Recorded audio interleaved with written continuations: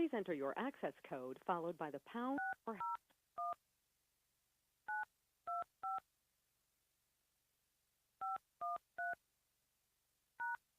to enable audio controls. Please enter your audio PIN followed by the pound or sign.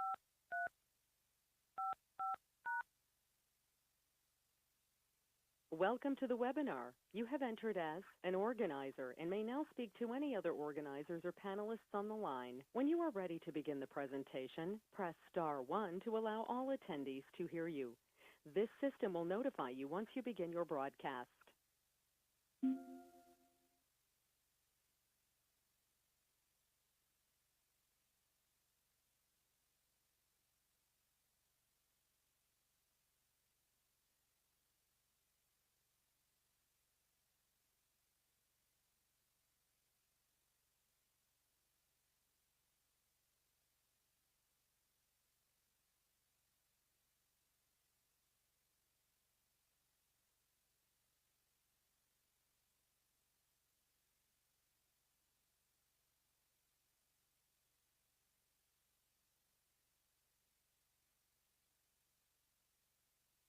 The broadcast is now starting. All attendees are in listen-only mode.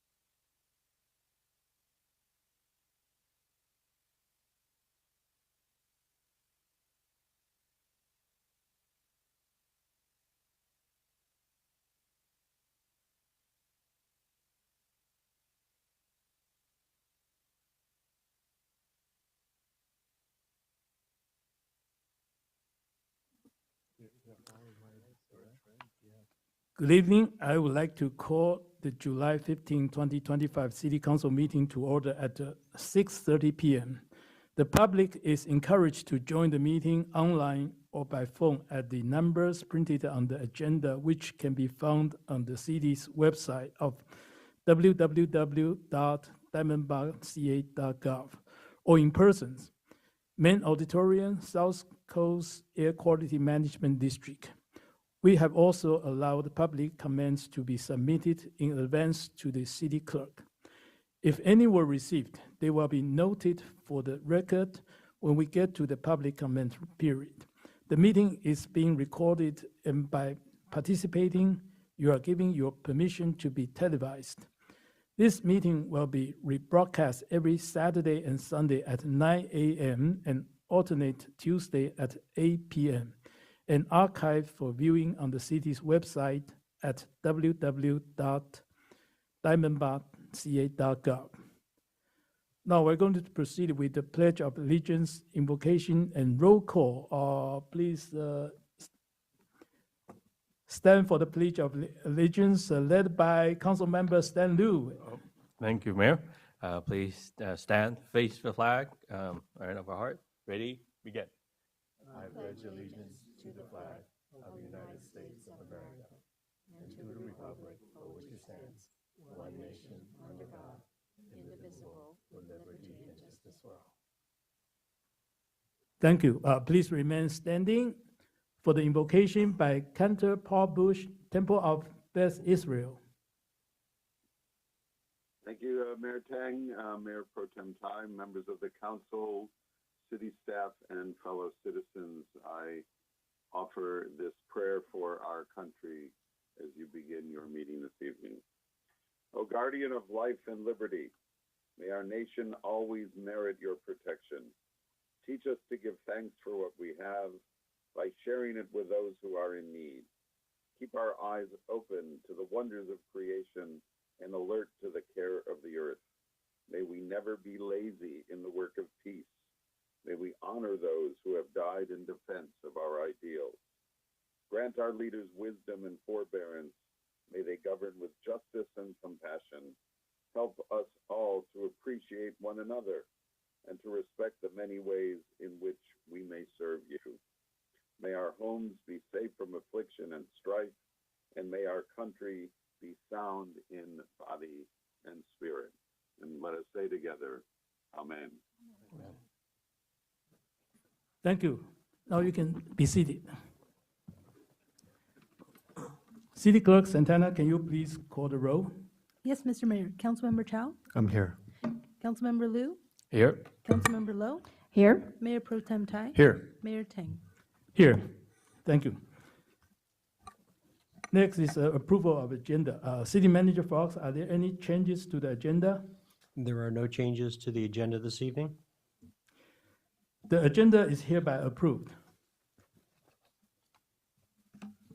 Next session is a special presentation, certificates, and proclamation. And we will have a Tana Canyon prescribed burn update by Assistant Fire Chief Gamble, who will provide the presentation.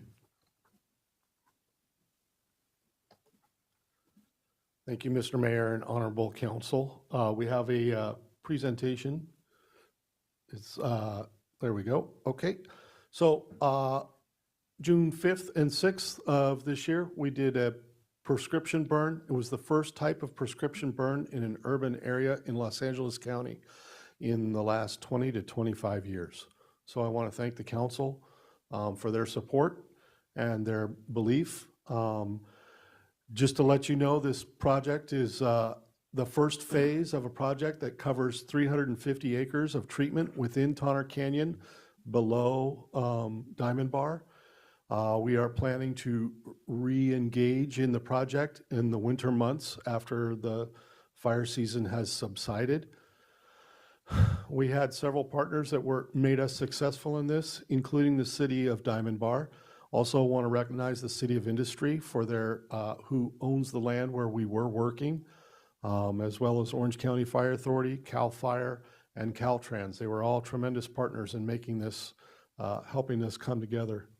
Our objectives of the prescription burn were to reduce the wildfire risk, obviously protect life, property, and the natural resources, and restore an ecological balance to the area. As some of you may or may not know, that there is a tremendous amount of invasive species of wildlife or not wildlife, but flora that has come into the area. So that, without any fires, creates a buildup of fuels, which presents a problem when we have a unplanned wildfire situation, particularly when there's dangerous winds in the area. So the prescription burn is part of the process that we use to mitigate some of the threat, reduce the fuel loads, and thus make the community a little bit safer. Has some ecological benefits as well, but we'll get into that. Some of the project highlights, and I'll show you in a video shortly, there was some sensitive habitats that were identified, including a hawk's nest. And we adjusted the burn plan based on where these sensitive areas were, as well as what the conditions were, the winds, humidities, et cetera. We had no injuries or damage reported. I want to thank the city and the city manager and his staff at the recommendation of the council that did get some signs up in the community to advertise what we were doing in the area. So thank you, staff, for making that happen. We had PIOs prepared for the media. And in the future, one of the things that we recognize is that we didn't do any door-to-door engagement with the community in the area where we were going to be working. And so this winter, before we start again, we will probably be engaging in that. So just so that the residents have a little bit more awareness. We did address the habitat. Like I said, wildlife air quality protections were in place. We do have to check in with the AQMD. And we had a lot of strategic planning that has been ongoing. The City of Industry contracts with Sage Environmental, and they are part of the environmental restoration that's going to occur in the area. We did have ongoing monitoring and adaptation to make sure that the ecological responsibility that we have by putting fire on the ground was maintained. This is a video of the first day of the burn, and this is a low-intensity fire. And as it pans to the left, I want to point out you're going to see a little trail.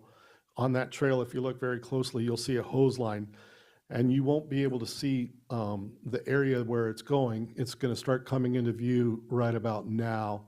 And you see a little tiny trail there. There's a hose line going up there. That trail was led up to this hawk's nest that we had identified. And so the hawk's nest was, the area was very protected with a hose line, and we took the fire around it. Smoke impacted the nest, but there was no fire impact. The hawk returned within 24 hours to the nest and was seen there the next morning when we started the second day of burning. So very successful in that regard. You can see this is all low intensity. It's not wind driven. There is wind, but it's very light, and it's considered optimal conditions for this sort of an operation. If in the future the council wants to come out and view this firsthand, we definitely would invite you to come out and if you wanted to observe it in person.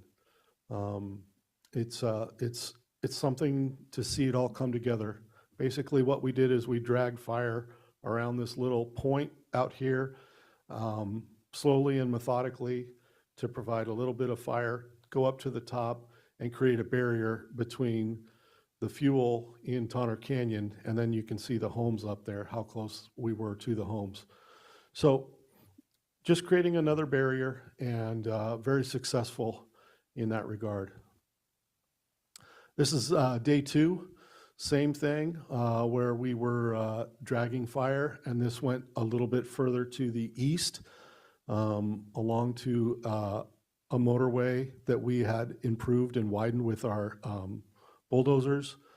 and prepared all the fuel. The conditions were optimal for these burns on both the days, so we were able to pull this off without any spot fires or any sort of complications. Everything went according to plan, which is a good thing.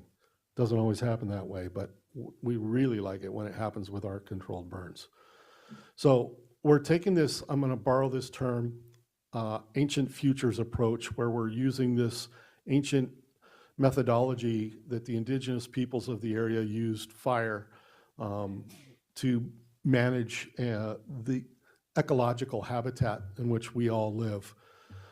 We do have this public education program, and we really want to get out in front of this and educate the public about the benefits of prescription burn and normalize prescription burns within the fire communities that we live in, fire-prone communities that we live in. So there's some documents that that demonstrate what the benefits are when you do these events, and if you don't do them, we've seen what happens where we have catastrophic fire after fire. The state has been sustaining a lot of losses in communities. Entire communities have been wiped out. And in January, we lost 2 communities here in Los Angeles County to conflagrations. So we want to try to make our communities more fire resilient and safer for our residents. The benefit of low fire intensity is that it recycles the nutrients. It can eliminate the invasive species, and that's part of the plan with the ecological team that's coming in behind. They're going to use goats, and they're also going to reseed some of the area with native vegetation, so that'll help rejuvenate the native plants. And so next steps, this was phase 1. We have approximately 20 more parcels that we would like to burn and or graze on to reduce the threat within Tonner Canyon and reduce the threat to your community. So that will be occurring over the next year and a half. That's the current plan. That's all dependent on conditions, weather conditions, and what the environment is giving us.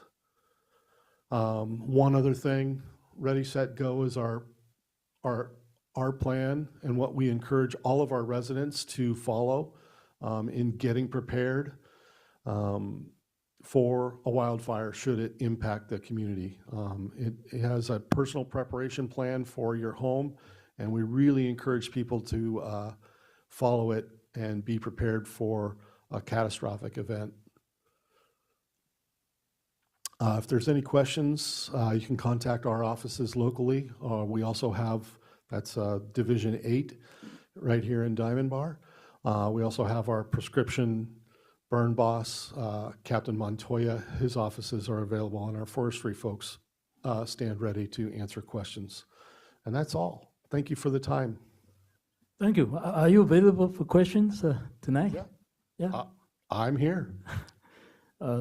Do any of the, okay.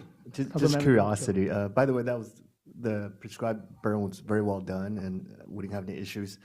Just for my own knowledge, so when you have a prescribed burn, what's kind of how do you eventually let the fire run out? Do they just naturally burn off because it's in a contained area, or you actually go in and put out the fire?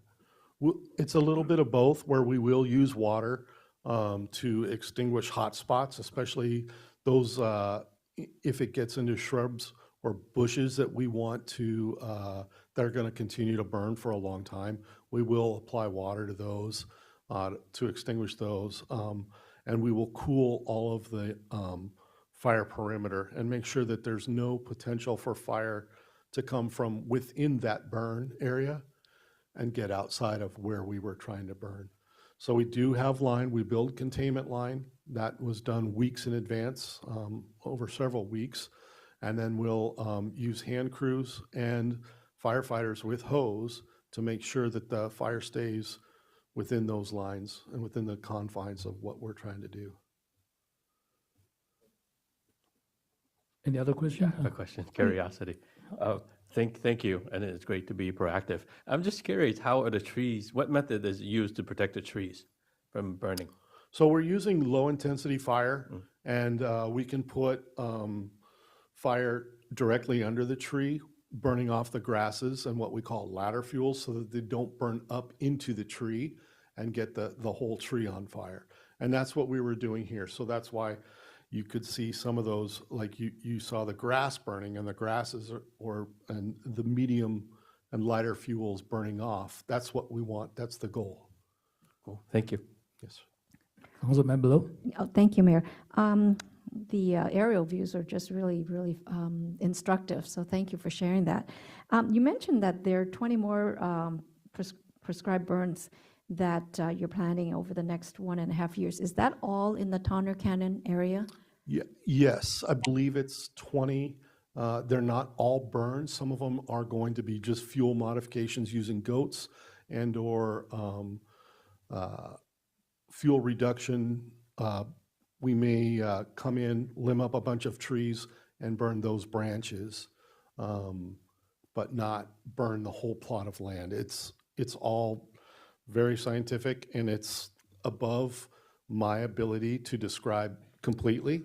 But we have people that this is their passion, and they're very, very good at it. So after 1.5 years for Tonner Canyon, does the crew move to some other spots in the area, or that's it? No, it would hopefully be an ongoing project for the future without having so much of it be within such a short time frame. I think that there should be a plan moving forward on how do we manage the canyon area in the future, but there's a lot of partnerships involved in that. So we'll be looking to have some sort of a reoccurring plan now that we know that we can do this successfully. So for LA County, when we speak about LA County, do you focus on this part of LA County and some other team focuses, say in Pasadena or West Hollywood or wherever else? Is that how it works? Yeah, I'm focused here in this area, but our prescription burn team goes all over the county. So we had some folks come from the Santa Monica Mountain Conservancy because they're planning to do some burns in their area. And they wanted to see what we were doing and how we were going about it. Because we're all sort of connected in one way or another. If some place burns, somehow we're indirectly affected, if possibly. Absolutely. And so, yeah, it really is a team effort where the experts are the ones who go out and they burn now. They're going to start burning more in LA County. And so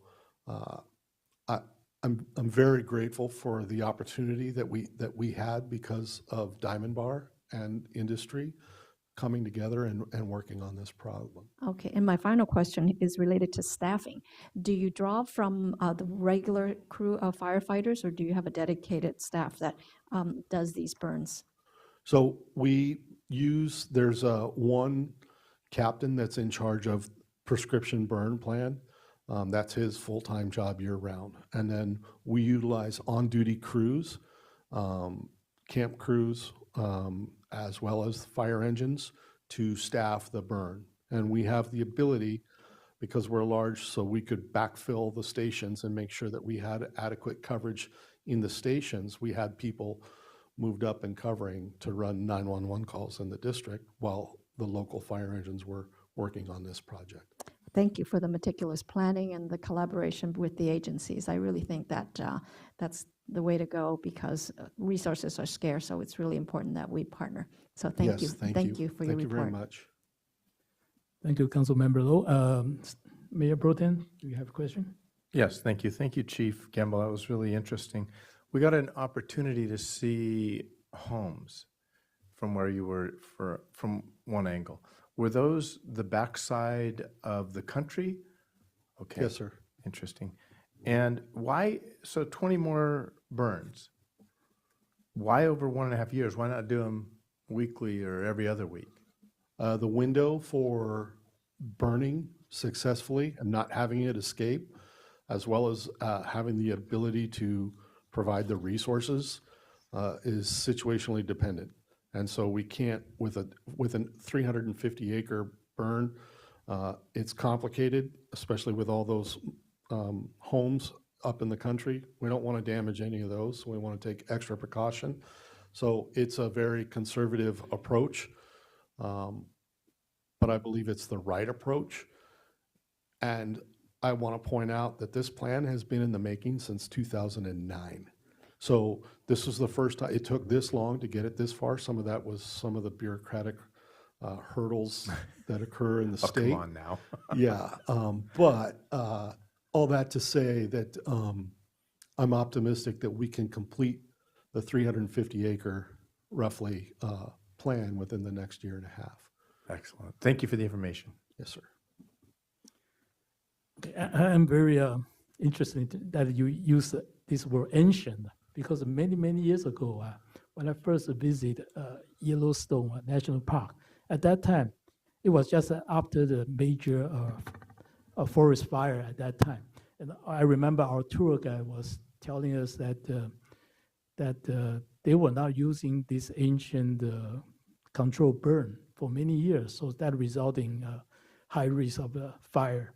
And of course, California has been criticized for many years that we haven't used this controlled burn. Otherwise, we may be able to avoid some of the major fires. So what is the reason for reviving of this ancient technique nowadays?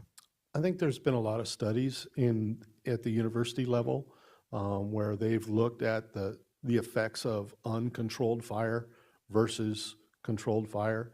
Again, low intensity versus high intensity, it does things to the soils, the runoff, everything, and it really, a high intensity can destroy the entire ecological environment.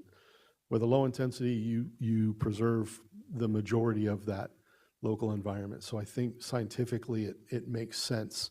And I think people are starting to realize, oh, you know what? The indigenous people were onto something.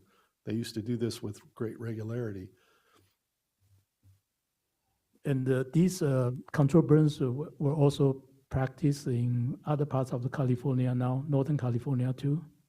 I believe so, yes. Yes, in fact, I know CAL FIRE has been doing some up and down the state. So, Oh, thank you for your report. Thank you for thank you. answering these questions. Thank you. Thank you.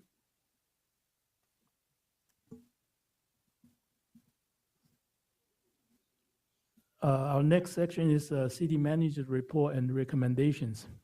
City Manager Fox, are there any reports? Mayor, no additional reports this evening. And we'll go next to the public comments.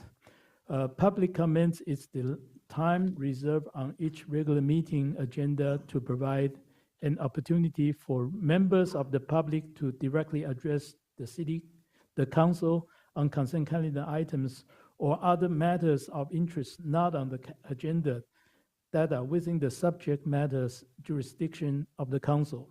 Although the city council values your comments, pursuant to the Brown Act, members of the city council or staff may briefly respond to public comments if necessary, but no extended discussion and no action on such matters may take place. There's a 5 minutes maximum time limit when addressing the city council. At this time, I will call up speakers who have submitted a speaker card first. Then City Clerk Santana will ask for those callers join the teleconference who may wish to speak under public comments. Now I have received a speaker card from Ms. Cynthia Yu.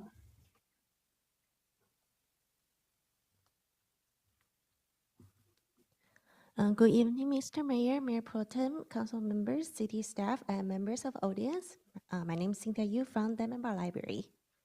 Come and get crafty with us on Thursday, July 17th and July 24th at 1 p.m. Whether your jam is crochet, knitting, or something else, Bring your current project and work with other fiber artists at our Fiber Arts Meetup. On Tuesday, July 22nd at 2 p.m., learn about the biology and engineering behind spider webs. Using your knowledge of spider engineering, create and test the strengths of your own web using a paper plate and other materials. This program is for kids ages 5 to 12 years. Join us for a fun afternoon on Saturday, July 26th at 2 p.m. Transform your face into magical creatures, superheroes, or beloved characters with face painting, and watch as skilled balloon twisters craft amazing balloon figures for you to keep. This program is sponsored by Dunbar Friends of the Library. Nature is calling, and your library card is your ticket to answer. Through a special partnership with California State Library, you can check out a free vehicle day use pass to visit over 20 stunning parks across the state with your library card. Please visit lacountylibrary.org to reserve a state park pass. Adventure is just a library visit away. Thank you. Thank you. The next speaker card came from Bai Kennison. Good evening to the Mayor, Mayor Pro Tem, council members. My name is Bree Kennerson, and I'm here representing several dog parents who are patrons of the Pantera Dog Park. Unfortunately, one of the parents wasn't able to attend, Sharon Butler, so I will be representing her as well with her comments. The reason for my visit this evening is because we have some potential health and safety concerns at the Pantera Park, and then also the dog park. So I'd like to share those highlights with you with the ask of some solutions, and I'm happy to work with the Public Works team, Parks and Recreation, as a follow-up item to see if we can pursue these solutions. So the first issue is that dog owners are not picking up feces after their dogs at the Pantera Park, in general of the park, and then of course at the dog park, small and large. And you may know that this could create a health and safety concern not only for the owners, but for the dogs. So for example, uncollected dog waste can harbor harmful bacteria, parasites, and viruses. In addition, this could spread to disease, for example, Giardia, Salmonella, E. coli, and even parvo, and that's through dog feces. So we want to certainly prevent that from happening.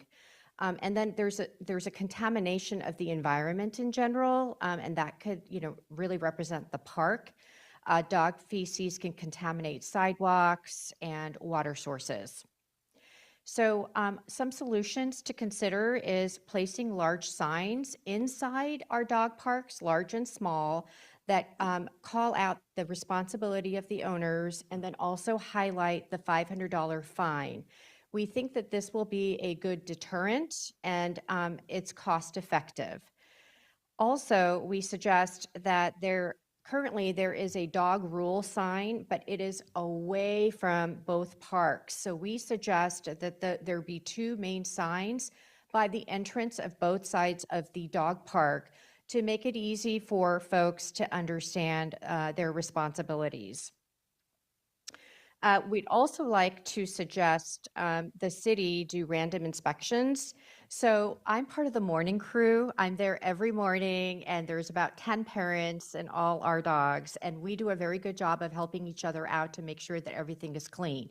We also clean up after, I'm going to call it the afternoon and evening crew. So we have at least 10 or 15 bags that we pick up in the morning because we know it's the right thing to do. But we think that the city can step in with some random inspections, especially in the afternoon and the evening time, and educate or hand out citations. And then also for the park, we think that the city should, when the vendors are cleaning the parks, they should also pick up the dog feces. I think that will help to reduce the concerns with health and safety. The second item is the water fountain in the large dog park. There is no pressure, and this has been an ongoing issue for years. And sometimes we'll get a little pressure, and sometimes we get no water pressure. And of course, if there's no water, especially in the summertime, there's risk of heat stroke and dehydration. So lately, what we've had to do in the morning is leave our dog in the care of the other parents while we go to the other side of the dog park, the small side, and refill our water bowls. And we've got 10 or 15 dogs in the morning that we need to care for. So we're asking for this water fountain to be fixed.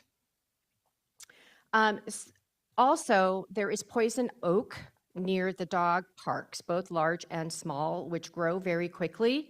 We used to have poison oak signs on both sides of the dog park, and they are now gone. And there's new signs that have been placed, but they've been placed predominantly in the park area. So we're asking that poison oak signs be returned and placed in the dog park area where the poison oak is, because we're trying to reduce risk of children or humans getting in contact. And then certainly that could create rashes and other issues. I think that was it. Thank you for your time, and I'm happy to stay here and see if there is somebody from Public Works that I can speak to about next steps. Thank you. Thank you. Those are very practical suggestions. Thank you. I think we have our staff available later for you to discuss with. Thank you. That's all the public speaker cards I have. Now, do we have any emails or anybody on the telephone want to speak to the City Council? Mayor Tang, we did not receive any emails for public comment tonight. There are callers on the line, and if any member of the public joining this meeting via teleconference would like to address the City Council, please select the raised hand icon in your GoToWebinar program now. And there are no raised hands, Mayor. Is there anyone else that was addressed to the council? Seeing none, I'm going to close the public comments session. And next, we have a schedule of future events and the consent calendar. City Manager Fox, can you please announce the schedule of upcoming events and then proceed with the consent calendar? Thank you, Mayor and Council. Our summer concert and movies under the Stars series will continue tomorrow evening, starting at 6:30 p.m. at Summit Ridge Park, and will run each Wednesday through the remainder of the month. The Kelly Boys Band will be the band featured this week, followed by the movie Despicable Me 4. Coffee with a Cop will be held on Wednesday morning as well, from 8 to 9 a.m. at Paris Baguette in the plaza at Diamond Creek on the corner of Golden Springs and Brea Canyon.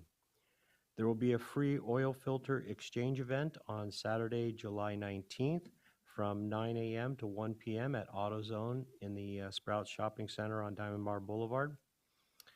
The Planning Commission meeting scheduled for Tuesday, July 22nd has been canceled. Our concert for Wednesday, July 23rd will be the band Bumptown featuring Latin and funk, followed by the movie Inside Out 2. Also on Wednesday, July 23rd, there will be a free catalytic converter etching from 9 to 11 a.m. at Calvary Chapel on Golden Springs. The Parks and Recreation Commission will be meeting on Thursday, July 24th, starting at 6:30 p.m. in the Windmill Community Room here at City Hall. There will be a Grandparents' Day celebration on Saturday, July 26th from 10 a.m. to noon at the Diamond Bar Center.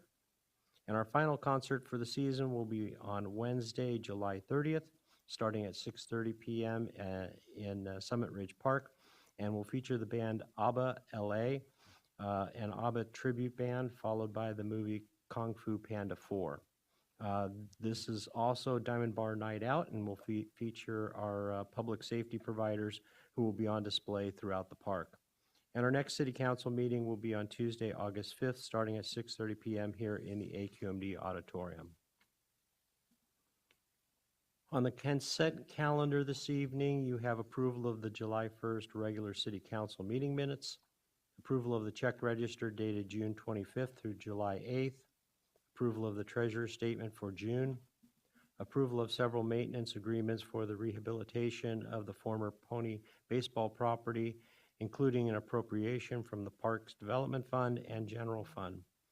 Approval of an agreement with Mulholland Consulting, Inc. for the preparation of plans and specifications for the Sycamore Canyon Pedestrian Bridge Removal Project, and approval of the Sixth Amendment to an agreement with Train US for mechanical and building automation system services through June 30th, 2026.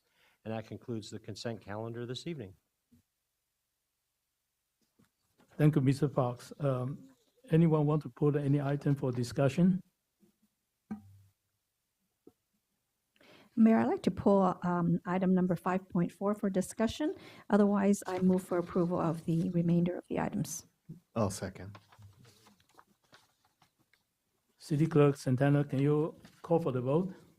Yes, Mr. Mayor. Councilmember Chow, Yes. Councilmember Liu, Yes. Councilmember Lowe, Yes. Mayor Pro Tem Tang. Yes. Aye.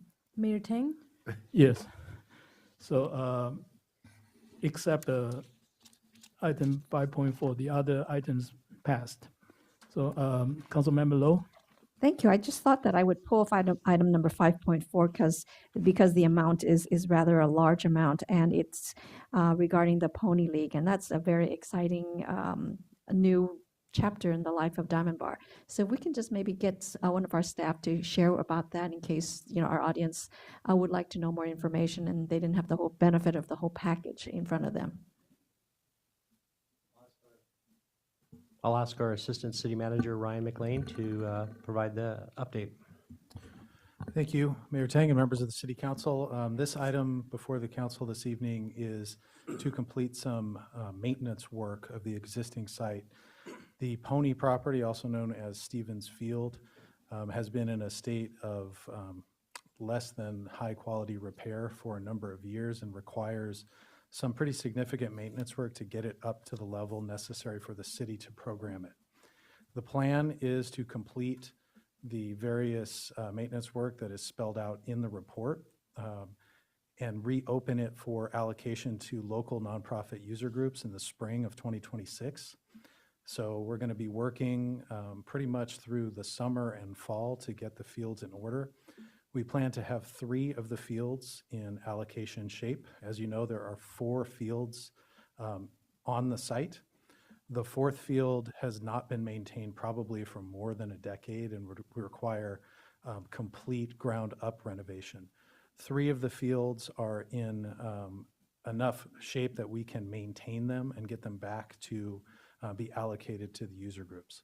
And I'd also like to note that they would be allocated to a number of different sports. And so I know that historically this site has been used for baseball exclusively. The plan is to utilize the space. There are some larger fields there that have ample room in the outfields so that other sports can practice on them, football, ASO. We also can use some of the smaller fields for programs like girls softball. And so there's a lot of variety available there. And the item that the council is considering tonight is the maintenance work to get it up to playable shape. It is not the work necessary to complete the site to become a park in the future. That would require pretty significant planning, design work, public outreach. And hopefully when we can secure a funding source for that, we'll begin that process and get that underway. This just gets us started so that we can utilize the field to the standard that the city requires to allocate it. And I hope that answers your question. Great, thank you. And we think we're going to be ready for the season, spring of 2026. That is the plan. As always, there's a caveat. This is a site that has not had the maintenance that it needs to be a public facility. And so we're confident that we can get there. We don't know if something comes up. You get out there, you got to do a little bit more due diligence, see what's in the ground, fix the irrigation systems, all those kind of things. But we're planning for spring of 2026, and I think we'll get there unless something very unforeseen happens. I noticed in the report that it does a lot or plan for some maintenance expenses after the fields are kind of up to speed. Will that take us through to the next budget season so that we can pay for the maintenance after it's cleaned up? So the item here includes the work that needs to be done, a contingency amount, and then it also includes an ongoing maintenance cost. And so our Public Works team and members of the City Manager's Office that worked very hard to put this report together secured bids so that we had a good understanding of what the annual cost moving forward would be to maintain it. And so we're asking the council for funding to complete the maintenance work over the next year or so, 9 months, let's say. And then we also have the number in place for the ongoing budget amount that we'll need to keep it maintained like we would any other park. And then finally, do you have you designated, for lack of a better word, a project manager for this maintenance project? It is a big project. Is it going to go under Parks and Rec or? The Public Works team will be managing it as it does all of our park maintenance projects.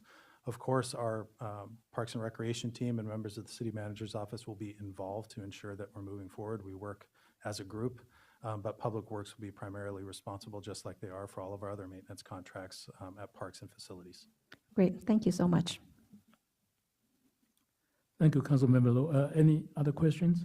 It's Councilmember one Chow? quick question. So it sounds like the amount of work that's involved will necessitate the fields to be closed until spring of next year? That is correct. There is no allocation at this time. We've kept the facility closed. It is not in safe enough condition to play on at this point. Okay. Thanks. Any other questions? Okay, if there's So no other questions, I have one question. sorry, that, Mayor. You just mentioned that it will be open to the nonprofit organization. Is that limited to the nonprofit or open to the general public? Our standard approach when allocating athletic facilities, when I say nonprofits, are nonprofit youth sports organizations. I'm sure that if there was something that fit there that followed our facility allocation policy, we could accommodate that. But primarily, the groups that would be out there would be your local youth sports nonprofits.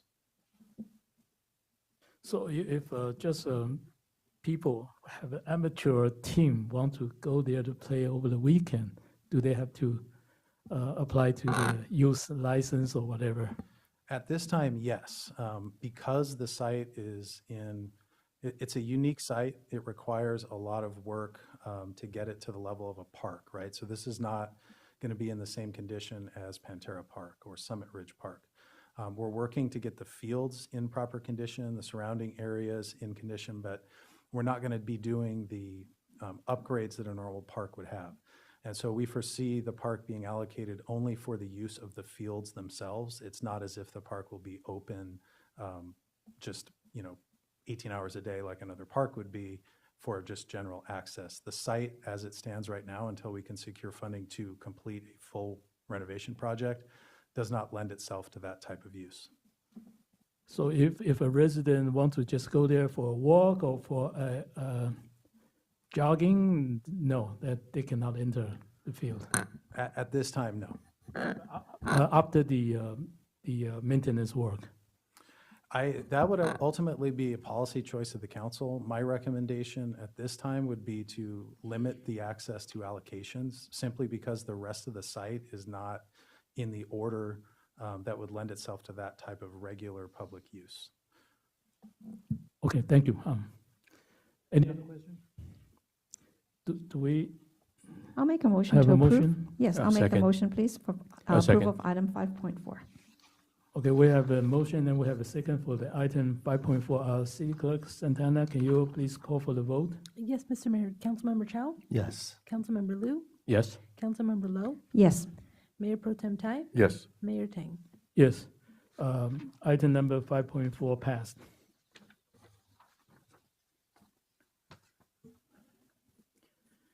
Our next session is public hearing. Item number 6.1, levying assessment on landscape assessment district number 38 for fiscal year 2026. Okay. And city manager Fox, can you please provide a report? Thank you, Mayor. I'm going to ask our management analyst, Nick Delgado, to make the staff presentation. Good evening, Mayor, members of the City Council. Tonight, I will be giving the presentation for the resolution levying assessments on Landscape Assessment District Number 38 for fiscal year 2025-26.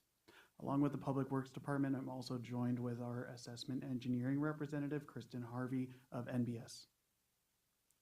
Landscape Assessment District Number 38 is our citywide district.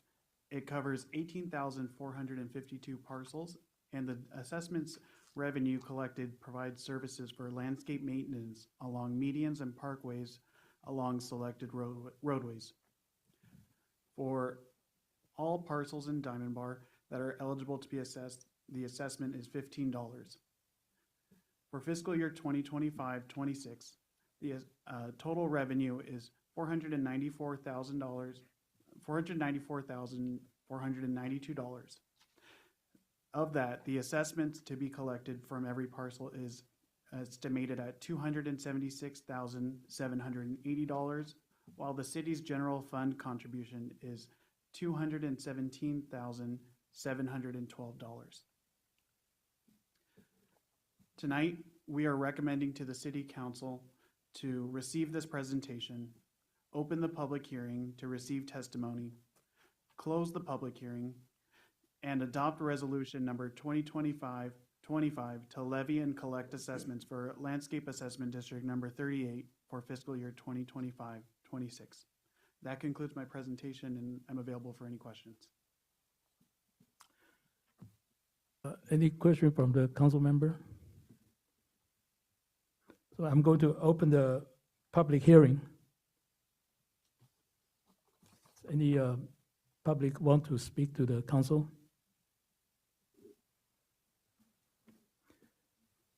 Are there any public comments for this item?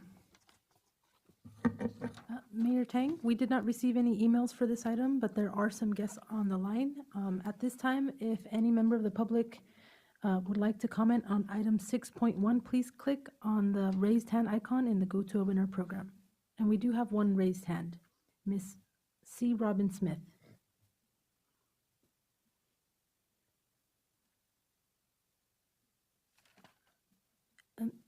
Are you call? Hello, can you hear me? Yes, go ahead. Okay, I'm sorry, you're calling on me now. Okay. Yes, I'd like to speak on this item. Good evening, City Council. Thank you for these comments. I live in, District 38. And, I want to pose a general, I first want to tell you why I'm saying these comments. I'm going to say that I am an ecological landscaper. I'm a native plant expert and designer, and I'm one of the board members for the California Native Plant Society. And lived in Diamond Bar 37 years, and we have been assessing and enjoying our trails recently with our young people we're mentoring. So over the years, I and my colleagues have noticed a few things in the landscaping plan in the city of Diamond Bar, and the ones that are applicable to this is, for whatever reason, the public works people have decided to send out West Coast arborists to trim what they call the city trees. I had an encounter on my own street of them coming by and trimming invasive palm trees that were never planted by anyone. We have a citywide infestation of quite a few invasive species. And there were two problems I had with the crew, and one was they were not checking before they address the tree for any nest activity, which by law has to happen. I had to come out and tell them there was an owl's nest in one of the palms they were going to trim in front of a neighbor's tree. And fortunately, they responded positively. But they had no knowledge, even though the supervisor on the crew there was supposed to have training about this. Okay? So that's a problem. I think it's also a problem to continue to allow invasive species like palms that are not trees, by the way, they're invasive grasses, and as CAL FIRE knows, they're highly flammable. So they really are an infestation. They're spreading everywhere. And here the city is grooming them and calling them street trees. So that's a problem. The other thing is, I haven't seen very satisfying maintenance practices overall throughout the city. So that's one of the items there where I think West Coast Arborists is supposed to have a good reputation and good training, but in practice, at the street level, it's not happening. And I was there the day that the truck, showed up and started working on this palm right in front of my house at a neighbor's yard, and thought I would discover what was going on with that. So we have a lack of training at the crew level. They are claiming to have a licensed arborist in the crew, but they did not. They had, the regular workers, but they didn't have the particular arborist who is there actually assessing the situation in real time. And so there's a whole host of inconsistencies and subpar practices that our Public Works Department, for whatever reason, are allowing. And it's very dispiriting because I'm not willing to pay more for landscaping that is subpar. And I can send you guys a detailed list with pictures and all of that if you ever want. But it's just been an ongoing problem for quite a long time. And now we have to be concerned about fire risks. Many of us are in a high fire zone, and we're being asked by the state of California to remove trees, supposedly to make us safer. Meanwhile, the city is allowing the encroachment of invasive species infestation like tree of heaven, the African fountain grass that's spreading everywhere, and of course the pepper trees. Both species, the Brazilian and the Peruvian trees, are very invasive, and they're planted by the city.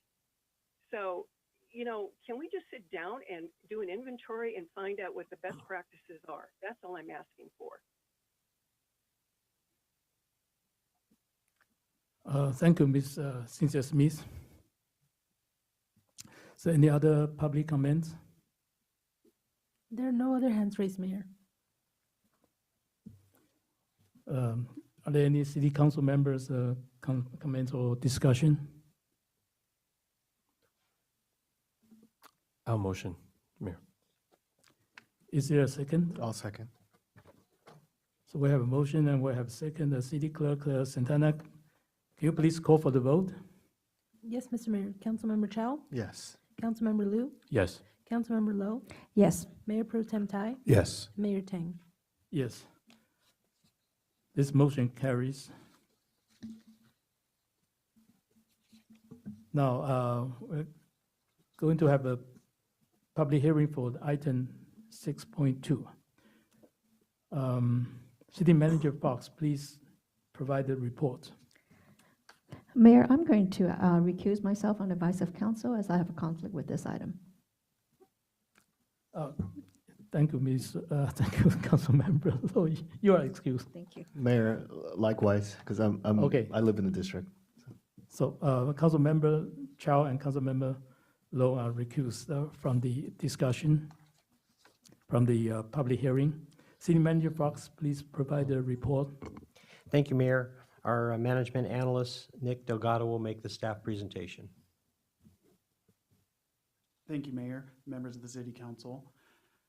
Tonight I will be providing the presentation on resolution levying assessments on Landscape Assessment District number 39, 2022 for fiscal year 2025-26. District number 39, 2022 is a residential district. It is located primarily north of Grand Avenue in the neighborhoods adjacent to the open space areas, including the Canyon Loop Trail System and Tres Hermanos Ranch, near the city's eastern limits. This district includes and serves almost 1,250 residential parcels. The service in this district is responsible for providing landscape maintenance at 5 mini parks and weed abatement on select private and public properties. The assessments are collected based off of the benefit. There are 3 zones in this district. Zone A is going to be assessed $566.57. Zone B will be $552.41. Zone C will be $524.08. For fiscal year 2025-26, the total revenue is $747,529. Of that, the revenue generated by assessments is $687,986. The city's general fund contribution is $59,543. This district has a capital reserve fund balance of $595,783,000. Tonight, we are recommending to the council to receive this presentation, open the public hearing to receive testimony, close the public hearing, and adopt resolution number 2025-26 to levy and collect assessments for Landscape Assessment District number 39, 2022 for fiscal year 25-26. And that concludes my presentation. I am available for any questions you may have. So I'm going to open the public hearing. Is there any public comments from the audience? Is there any public comments from the telephone? Mayor, we did not receive any emails for this item, and we do have one hand raised. And if anyone else would like to comment on item 6.2, please click on the raised hand icon in your GoToWebinar program now. And we'll start with Veronica Martinez. Hello, good evening, council members. I am going to, I would like to also support the previous speaker. Hello, Ms. Martinez? Yes. It's a little hard to hear you. Can you speak a little bit more into your speaker? Yes, yes. Can you hear me better? No. No? Hello, can you hear me? Yes, can you just speak as loud as you can? We can barely hear you. Okay, can you hear me? No. Okay, I will try. I will speak a little louder. So I think the point made by the previous comment is very valid about if we're going to ask to pay an additional. Ms. Martinez? I'm so sorry. Can you hear me? Because we cannot understand what you're saying. Yes, I can hear you.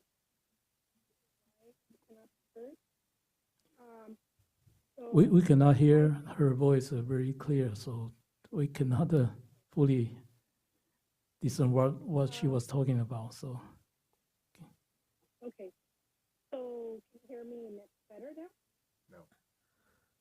I'm sorry, Ms. Martinez. Your phone call seems to be cut off a bit. We cannot understand what you're saying. I apologize. I'll see if I can call to another point. Thank you. Okay, sorry for that, but do we have any other comments over the phone? There are no other hands raised, Mayor. No email either, right? No. So any more comments?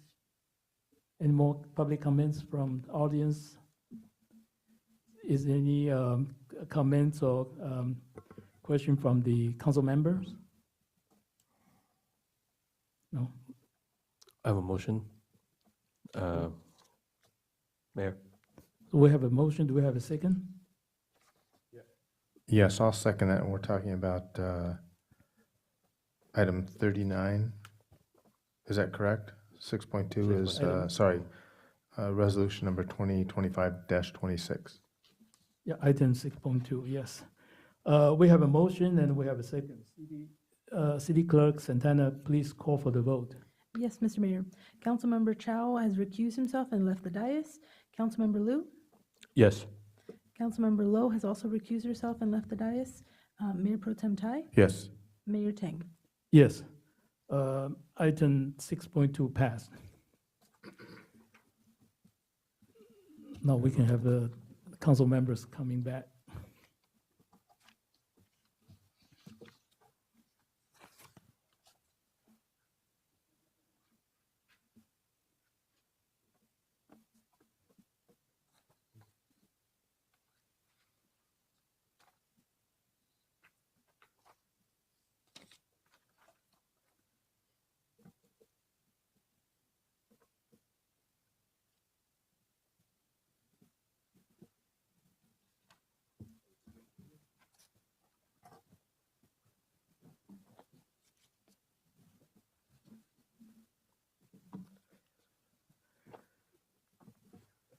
Welcome back. And we are going to proceed to item number 6.3.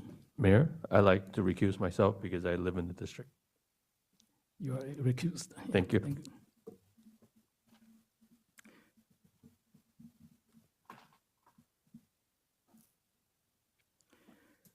City Manager Fox, please provide the report. Thank you, Mayor and Council. Our management analyst, Nick Delgado, will make this presentation as well.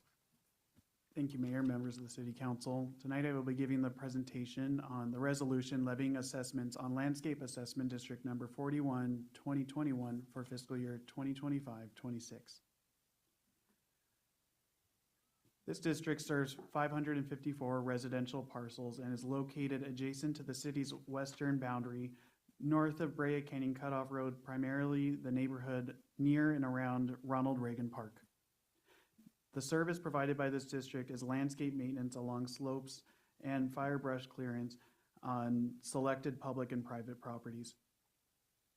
For fiscal year 25-26, the assessments are based off of the type of property for this district. And for single-family properties, the assessment is $591.14. For condominiums, the assessment is $543.85. And in fiscal year 25-26, the total revenue generated by this district is $340,699. Of that, the assessment revenue is $320,682, while the city's general fund contribution is $20,017. And this district has a capital reserve fund balance of $235,563. Tonight, the recommendation to the City Council is to receive this presentation, open the public hearing to receive testimony, close the public hearing, and adopt resolution number 2025-27 to levy and collect assessments for Landscape Assessment District number 41, 2021 for fiscal year 2025-26. That concludes my presentation. Thank you for the presentation. I'm going to open the public hearing now. Are there any public comments on this item? Any public comments from the audience? And any public comments on the email or over the phone? Mayor, no emails were submitted for this item 6.3, and at this time, if anyone would like to comment on item 6.3, please click on your raised hand icon in the GoToWebinar program. And we do have Ms. Martinez back, so we're going to try her again. Hello, can you hear me? It's a little bit better, but if you can please speak as loudly as you can. Oh, You went We're out losing again, her, Ms. please. Martinez. Is there an echo? Because I may have to turn off. Ms. Martinez, if you're on speaker, please turn the speaker off and just speak directly into your phone.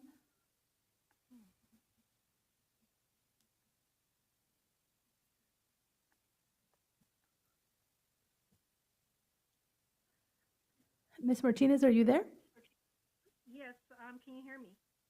Yes, that's more clear, but if you can just speak up as loud as you can. Okay, so if I understand this correctly, these last three agenda items have been about our landscaping, is that correct? I don't know if anybody can, okay, well, let me, if I just want to make sure that I understood this correctly, because I did want to, I agree with previous comment, public comment that was made about the importance of having native plantings in our city, and if we are going to be asked to pay additional for the landscaping, which is beautifully done, but we definitely want to make sure that we are doing it in a way that is mindful of the environment and the long-term implications of certain landscaping. As she noted, the fire hazard issue, but also just the invasive species that could be introduced and that may have long-term ramifications. So that is the end of my comment. Thank you. Thank you. Is there any other public comments over the phone? There are no other hand raised, Mayor. Any other public comments from the audience? I see none. Any comments from City Council members? No. We have a motion. Move approval for item 25-27. I'll second that. We have a motion and we have a second. City Clerk Santana, can you please call for the vote? Yes, Mr. Mayor. Councilmember Chow? Yes. Councilmember Liu has recused himself and left the dais. Councilmember Lowe? Yes. Mayor Pro Tem Tai? Yes. Mayor Tang. Yes, item 6.3 passed. Thank you. Now we can have Councilmember Lo, can you please? Oh, Councilmember Chow is going to help.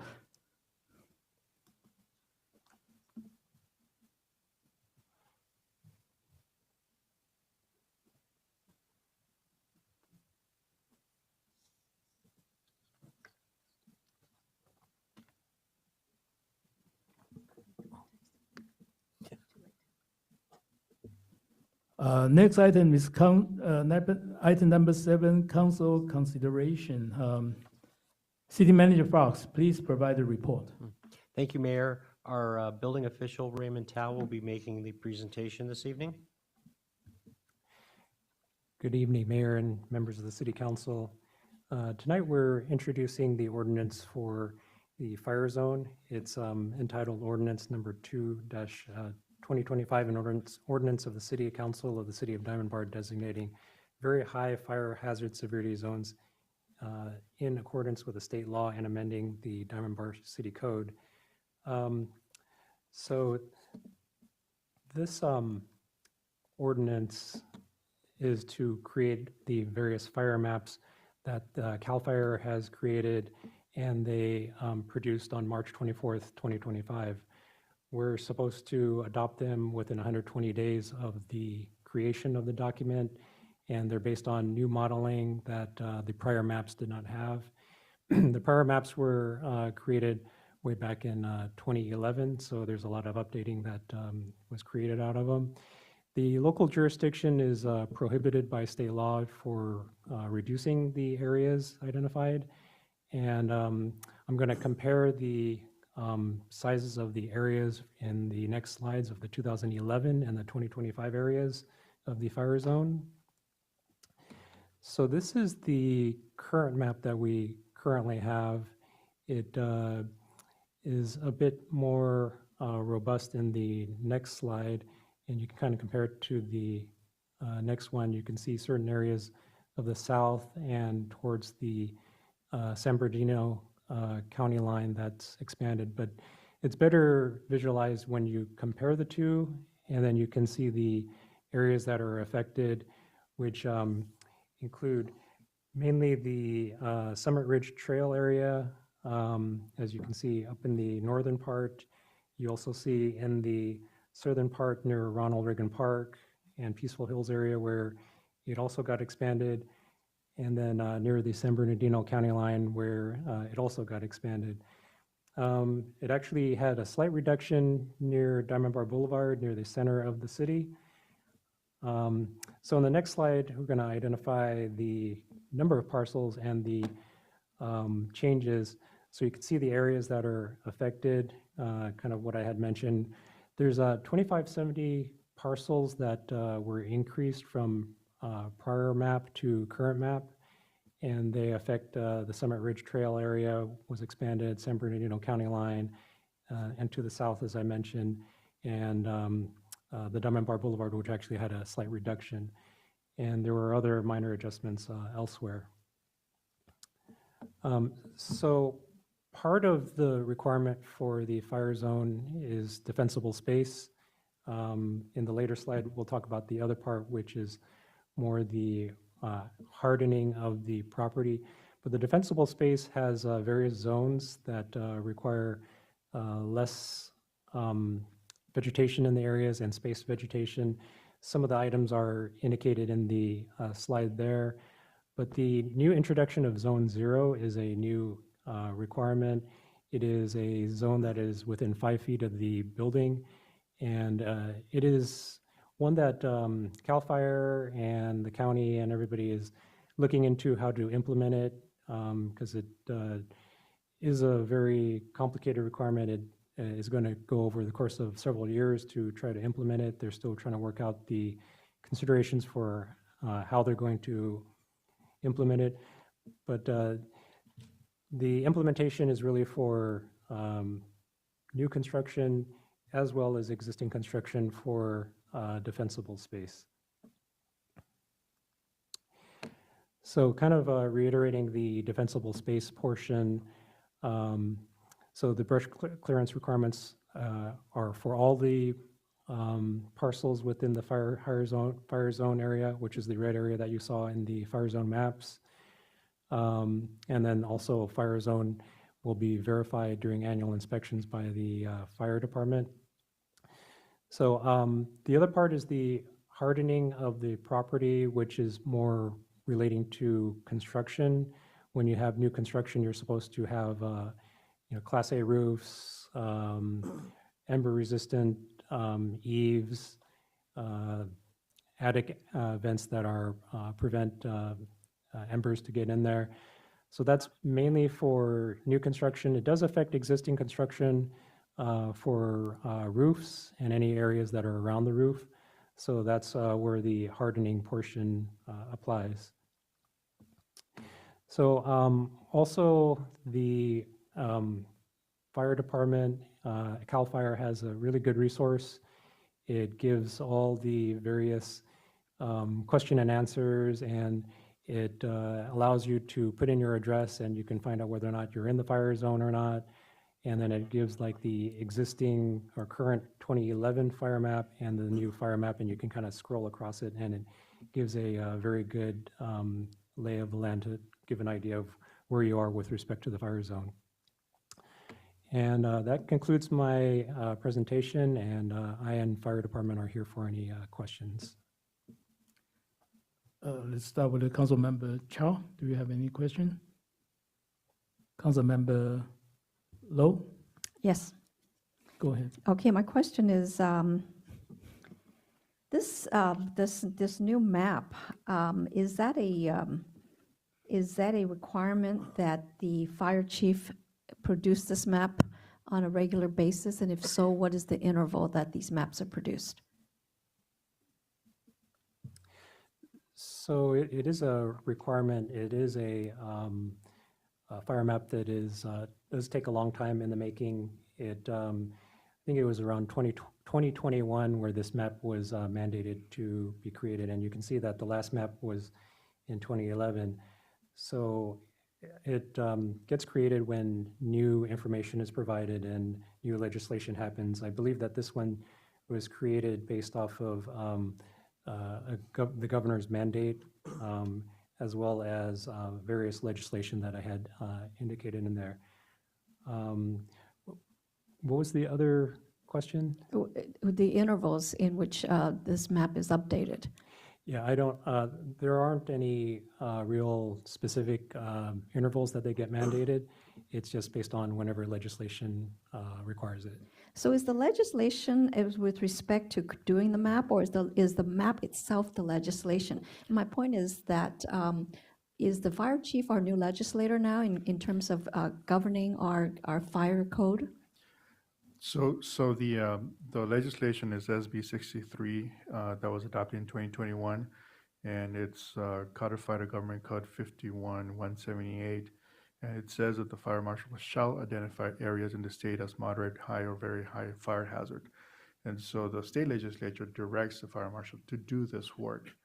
And then the same legislation in Government Code 51-179 then directs the local agency, defined as county or city, to designate by ordinance the maps that the fire marshal publishes after they do their work. And there is specific direction as to how the fire marshal goes about doing the work. They take a look at, topography, they take a look at the types of vegetation. So they go into all the science in creating these maps. And then after they adopt it, they're automatically enforceable under the California building codes for new construction. The cities are required to adopt it because the legislation also authorizes the city to increase the zones and do their own findings that some areas were missed by the fire marshal, and based on, again, vegetation, topography unique to the city, the city can expand the fire zones but cannot reduce them from what the fire marshal found. That's one of the reasons why there's a mandate for the city to adopt them locally, to give you the authority to also increase it but not decrease it. So if we do not adopt this, this ordinance, whatever is in there is already effective as a matter of law because it's state law. So why do we need to do this? For two reasons. Number one, so that there is a local map that residents can find. Obviously, they can get it through, it's really good website that the fire marshal has put together, but most residents will come to City Hall first, right? And also when they put building permits, we have a local map to show them that doesn't have all of the state of California. So it's more concentrated to the city, and and then lastly, these are enforceable by the local prosecutor, could be my office or the local prosecutor.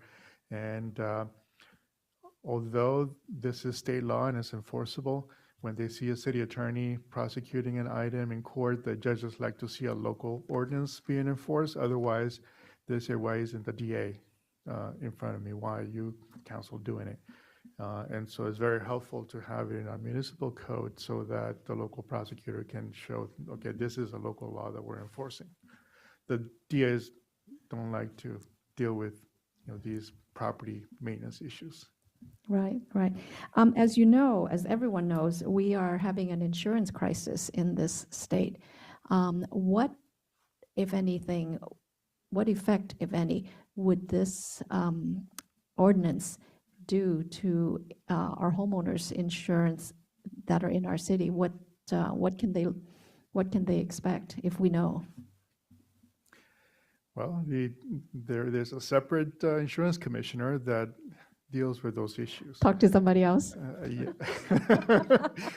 Well, I mean, from experience, after the major fires that we had, a lot of insurance companies were pulling out of California because they wanted to increase the rates, and the insurance commissioner was not allowing them to do that. I know many people, including myself, who got their insurance canceled because we live close to the mountains, and they find ways to, either increasing the rates or not insure you anymore. In my case, I used to be in a fire zone. I'm no longer in the fire zone, and hopefully that's going to help down the line. But for others, at least you have an actual map, not created by an insurance company, because the other thing insurance companies are doing, they were creating their own maps. Everybody will be high fire zone, right? Yeah, exactly. And so at least with this one, we have a government-sanctioned map where the insurance is going to have a difficult time saying you're in a high fire zone when you're not. And then finally, of course, the enforcement. You mentioned enforcement earlier about the state prosecutors. Is the city supposed to send our code enforcement folks out there to patrol this, or does the state send somebody else, or CAL FIRE, or who's going to enforce, the Zone 0 and the Zone 1? This is enforceable through the local prosecutor, so it would be the city attorney or the city prosecutor to do it, yes. Who's going to go around and check it and give the citations? Well, we don't have that type of enforcement. Usually when someone gets complaints to the city about a particular property, or when they put building permits, it's when we are required to check the fire zone and the applicable regulations for that particular requested construction. So this is why a building official indicated it impacts mostly new construction, and also when you put building permit to do any renovation, any additional work on your property. That's when these will be affecting those permits. Now, Mayor, if I may ask our Assistant Fire Chief if he's still here to kind of talk about the enforcement of the brush clearance requirements. Yes, please. Good evening, Mayor and Council. Again, with regards to the inspection, we still will be conducting our annual inspections. However, with regard to enforcement of some of the Zone 0 aspects, there could potentially be some city involvement there. What we're looking at is just for the very high areas where we are going to be really concerned about that zone zero. Does that answer your question? Right. Mayor, if I saw the presentation correctly, I thought somewhere it said that the zone zero definition is still being talked about. It's not enforced yet, right? Okay. They're working out on how to enforce it at the state level. Because I think that the legislation was put forward with the best intentions, but how we do it practically is yet to be determined. Yeah, I mean, if I read it right, it seems a little drastic. I mean, literally, you can't have bushes up against your wall. You had to move everything out 5 feet. I don't know how you enforce 18,000 parcels. I don't know how you. And not only that, now we have building codes that say that if you do certain things, your setback is not going to be 5 feet, it could be less than 5 feet. It's, So the question was that zone zero was well defined already, right? The next step is how to define how to enforce the code, right? Yes, and that's, unfortunately, I don't have a concrete answer for you. So now you're what can be It's all permitted or not concrete. permitted. Now you're and forced. It could be just concrete plans that would be allowed, who knows? You use the word concrete, so it kind of. Yeah. Any other questions? Councilmember Liu? you well, have a question? I guess my final question is, what Oh, if we okay. don't adopt it? What if we say, no, thank you? So state law says that we have to adopt it, Well, and so. Yeah, go ahead. I want to add that the last time we had a brush fire, it was very, very close to the homes. It was in defined as a high fire zone, and we did clear the brushes 5 feet, 20 feet away from the homes, and that was what saved the homes. Since we are in an area that a lot of brushes and wild vegetation, this particular one, the way I look at it, understands it, is putting, let's just say climate change or the areas change, it's asking newer developments to have, including the buildings that can be a little bit more fireproof, meaning that, let's say the ember flies in there, it doesn't catch us on fire, so it serves as a barrier. Same thing as the barriers that we did the brush clearance. So I can still say we're very, very close that brush clearance actually saved our neighborhood, aside from all the fire personnel that acted very, very swiftly. But literally, we're standing there by the homes and some holding garden hoses, and the fire is about 20 feet away. And we're watching the fire and just dies there. So I appreciate our firefighters and fire responders. When I look at this, that's kind of what I am seeing in the zoning and some of that. The zone zero is quite interesting. But going back to what our previous caller called Mrs. Smith, there are some. Let's just say we have a palm tree that is brushed up against a home. Those things are highly, highly flammable. If it catches fire and it burns very quickly and it can get into a home, that could be a possibility as well. That's my 2 cents. Thank you. Well, thank you for your comment. We're talking about the 20 feet away, but this zone zero is only 5 feet. So in case the fire is approaching within 5 feet, I think it's still very difficult to defend yourself, right? Let's just say, well,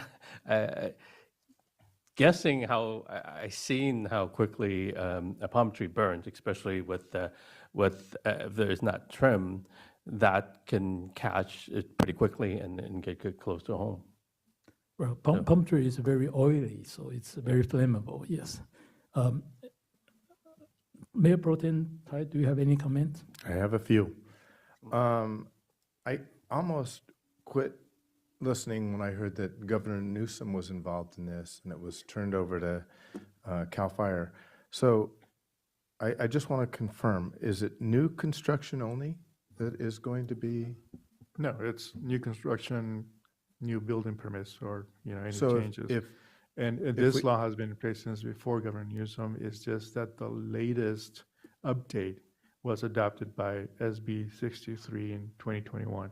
So if folks don't buy a new home and they don't do anything that requires a building permit, they're not going to be impacted. Is that correct? Except for the fuel modification zone, that will be applicable. And that's when you're talking zone 0. Correct? And so we haven't heard tonight who's going to enforce that. Correct? 'Cause Our these are fire enforced- chief somebody indicated gets- that they will be doing inspections, particularly in the very high severity zones, and they're probably going to be looking at the 100-foot radius requirement. Okay.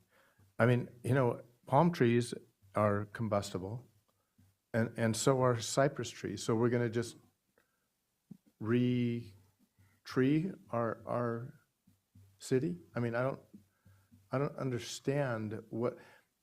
I guess I do understand. What troubles me is when Sacramento comes up with an idea, and here we are, we're thinking, one of my questions, what if we don't adopt it? And we keep hearing, well, you have to adopt it. You have to do this. We have less and less and less control over our community because Sacramento has decided what we can do with the home. We can do ADUs, and we can't do things with parking now. We can't have parking restrictions, and that frightens me. So again, if I have a yard, it's a nice yard, and it's got brush in front and trees in the back, and I decide to make it a desert landscape, and then you're going to have people complain that, oh, those are invasive species. So it's like, we're never going to satisfy everybody. So how about if we just take care of ourselves? How about if we just take care of our own community? So back to Councilwoman Lowe's question, what if we don't adopt it? What is the repercussion if we don't adopt it?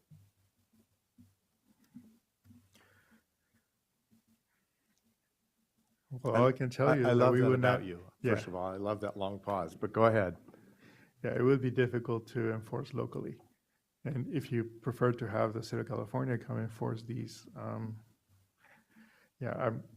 that's the best answer I can give you. That, the law requires us to adopt these regulations so that we can enforce them locally. All right, that's and what in terms of the high fire severity zones and the defensible space, is not one size fits all. The fire marshal and our local fire marshal will take a look at the different conditions of the particular structures, because they don't even call it home, they call them structures. So the defensible space is 100 feet, and it depends on the type of vegetation.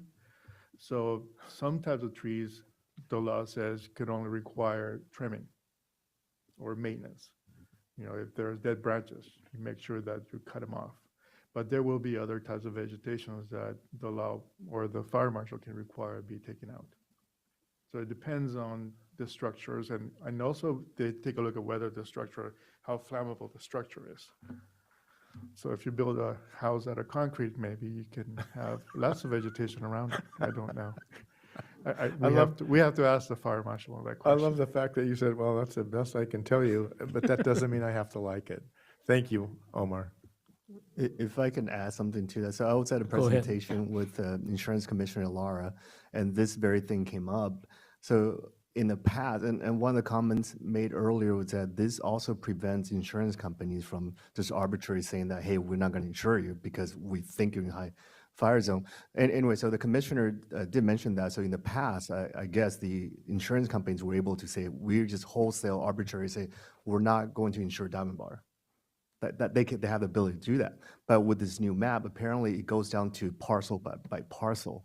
So if insurance company comes and say, we're not going to insure Diamond Bar, they literally have to prove based on this parcel by parcel.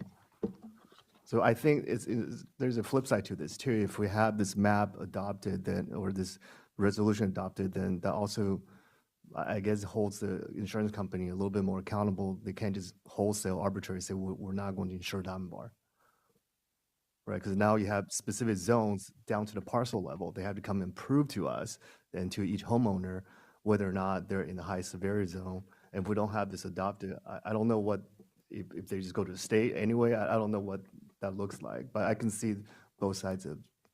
I mean, I don't like it either. Don't get me wrong, but anyway. So, just so wanna we're, share that, yeah. Councilmember Chao, so your information is that this will help us be in a better spot with the insurance I company. think will help the residents, those who were, non-renewed by insurance company, at least have a way to fight back. Say, hey, based on this map, I'm not in that zone that you said I am. I think that's how that works. If I understand this. Yeah, that's correct for the properties that are outside the high fire. And there are some that are in fire zones but in lower intensity. And it would probably help them as well. Well, I thought you just said that insurance have their own map. They don't use a state or city map. They have their own map, so it doesn't matter. Well, they do to the extent that the current maps are so old that they can claim, well, that doesn't apply anymore. Or, in real life, in our experience, in actuarial experience, that map is no good anymore. But now we have a new map with new science that we can say, no, these maps are enforceable now. Okay, so is there any other questions or comments? No? Do we have a motion? Mayor, we have someone on the line who would like to make a comment. And also I'll add that there were no emails submitted for this item. Ms. C. Robin Smith? Hello, Mayor Tang and City Council. I'm really glad to be hearing this conversation, so thank you for letting me speak. I've been tracking Zone Zero and defensible space curriculum for over 4 years now. I'm with a specialty group at Think Tank, UCLA, Sustainable School, and Institute of the Environment. We are going to be hosting on July 24th a Zoom meeting that explains Zone Zero and the whole relationship with defensible space in detail, mostly because in our research we have discovered most municipalities know nothing about it, and they really should have an honest look at what it is and how it applies to our individual locations. I've also been personally involved in the Board of Forestry rulemaking processes where this law is being fabricated as we speak, and it's set to go to Governor Newsom's desk December of this year for him to implement it January 2026. Long story short, there's a problem with Zone Zero. When people find out how it works and how it's enforced and what it really means and all of that, there are a lot of issues. And I want to assure you that some prominent scientists like Dr. Travis Longcourt, UCLA, has taken great care in analyzing these questions and giving us really good information that we can all use to our benefit. So I want to encourage everyone in the council to attend our Zoom meeting on July 24th. It's going to be hosted the City of Monrovia through the CNPS, California Native Plant Society, which I'm a board member. I'll be happy to give you the information and some of the discoveries and reports that we already have on file in our think tank. And I really want my community to understand what these things are. I have to also say the conversation that I heard the fire representative, I can't see you, so I don't know who was speaking previously. Was it our fire captain? I don't understand. That information is, for whatever reason, it's not the full story, and we really deserve to understand how this new law, AB 3074, impacts all of us in high fire risk zones. And so I offer this as a respectful public service, and I would like to get you guys more information so you feel equipped to make a better decision. Thank you. Thank you. I have one more question that, well, if we want to enforce this code, if this code passes, if we want to enforce, does that increase our expense? I don't think it's going to be any different than any of the codes that you already have on the books. The fire department already has a program. We already have a code enforcement program. And as far as I know, we haven't had much need for much enforcement. I mean, all the laws that we adopt, there's not enough lawyers or code enforcement officers to enforce every single part of it, right? And our society is based on citizens following the rules. And for the most part, in Diamond Bar, most everyone follows the rules. So probably no significant increase of the city expense, but probably have the resident spend a lot of money to get their property compiled to the codes, right? Yeah, and also increased costs to developers. I mean, so the state wants more building of housing, yet we have more and more regulations, makes it more costly. And once the product is done, it costs a lot of money to purchase it. Thank you for that comment. Now that, do we have any other questions? If not, I think that this is, the next is here the staff presentation determine that.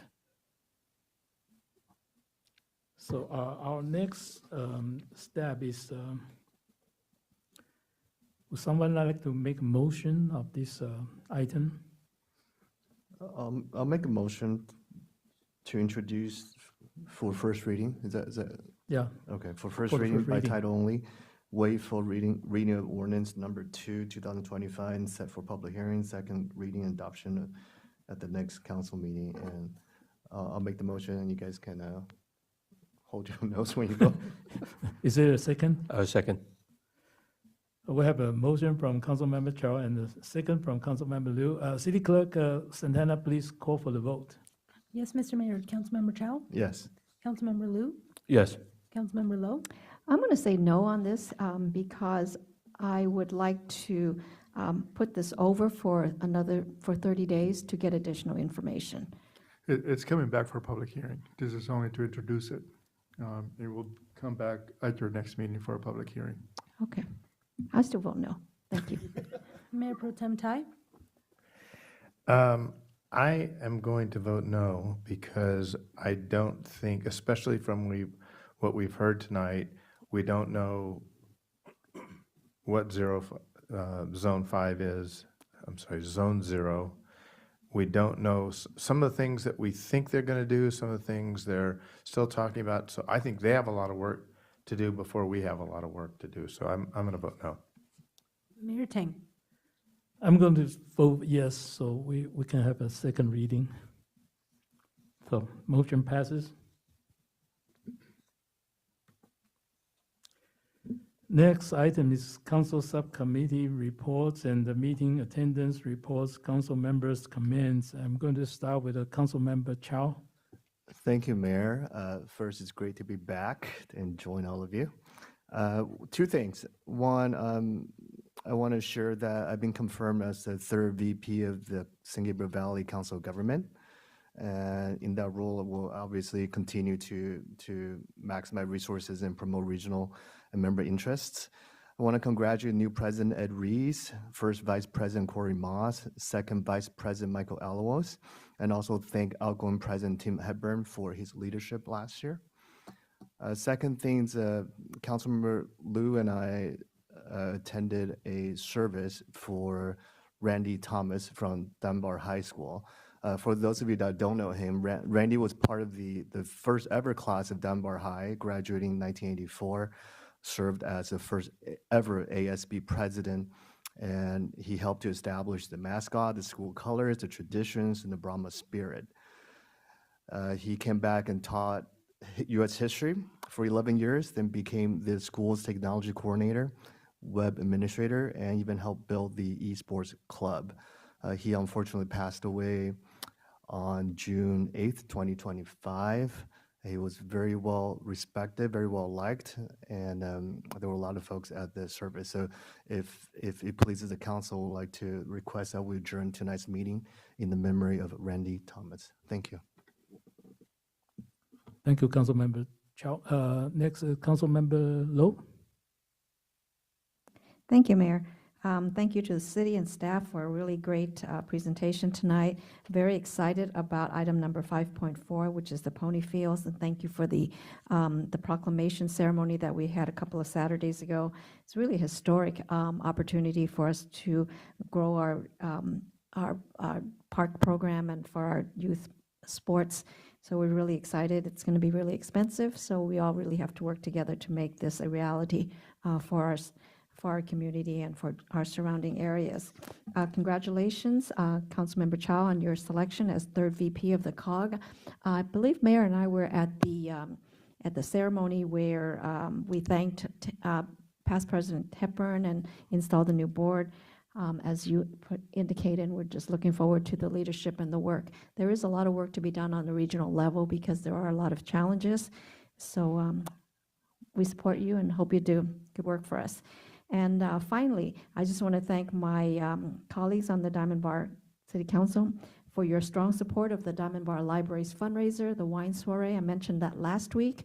And our big fundraiser is Sunday, July 27th. Thank you to our staff and our city and our community for supporting this.